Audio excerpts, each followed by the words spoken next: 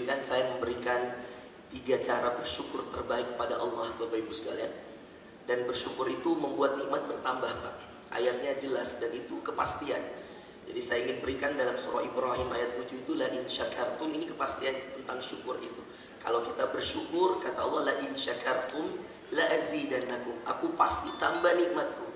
Ini menjadi sebuah yang luar biasa, ya. La in syakartum la azidannakum, ya. Kalau kamu bersyukur, aku pasti tambahkan nikmatku kepadamu. Wala in kafartum inna adzabi lasyadid.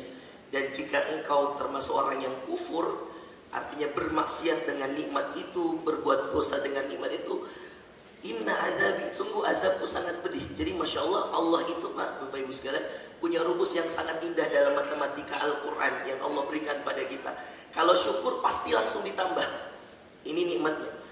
Tapi kalau kufur, 2, Pak. Ini yang kadang-kadang Bapak mungkin pernah dengar istilah istidraj dalam agama. Istidraj itu, Bapak Ibu sekalian, ada seorang yang diberi nikmat terus. Kata Rasulullah, kana ma'an ni'am, dia terus berada dalam nikmat, tapi tidak pernah sholat, tidak pernah melakukan kebaikan, tidak pernah berbuat sedekah, tidak pernah melakukan kebaikan kebanyakan untuk kebahagiaan umat dan seterusnya. Maka istidraj ini adalah orang yang terus diberi nikmat, tapi kata Rasulullah ditunggu satu waktu sekali diazab habis. Dan itu yang terjadi pada umat-umat sebelumnya. Fir'aun itu kurang nikmat apa, Pak? Tapi saking sombongnya dia katakan, ya Haman, kata Allah dalam Al-Quran, wahai Haman, ubnuli sorhan la'alli attali'u ila ilahi Musa. Kata Fir'aun, wahai Haman, coba bangunkan tangga ke atas langit. Sombongnya Fir'aun, Pak. Kurang apa dia? Kerajaannya luar biasa, yang dipimpin Bani Israel cerdas-cerdas, Bapak Ibu sekalian. Orang-orang pintar semua yang dipimpin oleh Fir'aun. Bahkan saking pongahnya dia bunuh semua bayi laki-laki yang baru lahir. Dan subhanallah, dia tidak menyangka yang akan mengkudeta dia, yang akan melakukan dia, bayi yang kemudian Allah takdirkan dihanyutkan oleh Ummu Musa dan berada di istrinya, berada di belakang kerajaannya, istananya, diambil oleh istrinya Asia, yang Allah takdirkan akhirnya menjadi penghuni surga. Subhanallah.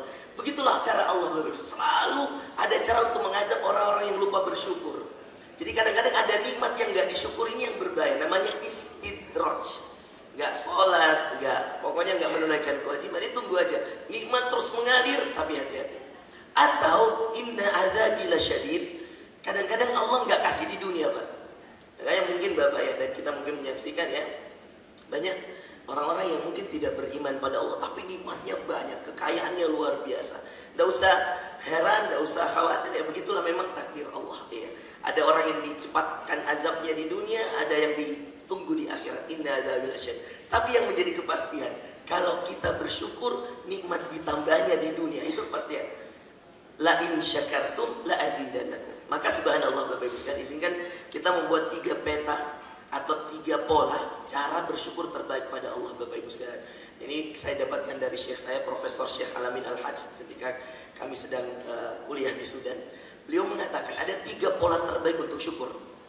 1, Bapak Ibu sekalian, pola terbaik untuk syukur itu yang ternyata paling cepat mendatangkan nikmat Allah. Dan ini Masya Allah kalau diamalkan hari ini, misalkan pagi tadi diamalkan, terus kita berharap balasannya hari ini juga, itu bisa.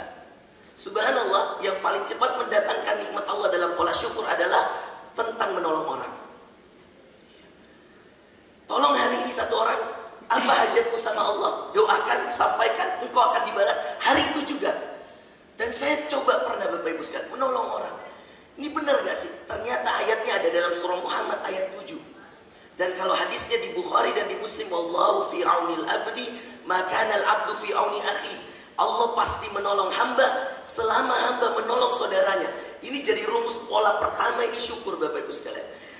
Ayat dalam surah Muhammadnya, ya ayyuhalladzina amanu, hai orang yang beriman, intan surullah, kalau kamu menolong Allah. Gimana cara menolong Allah? Ibnu Katsir, At-Tabari, Al-Qurtubi, dan para mufassir yang lainnya menafsirkan bahwa menolong Allah itu menolong hamba Allah. Dan ternyata Bapak Ibu sekalian, siapa yang menolong hamba Allah, kata Rasulullah, wallahu fi aunil abd.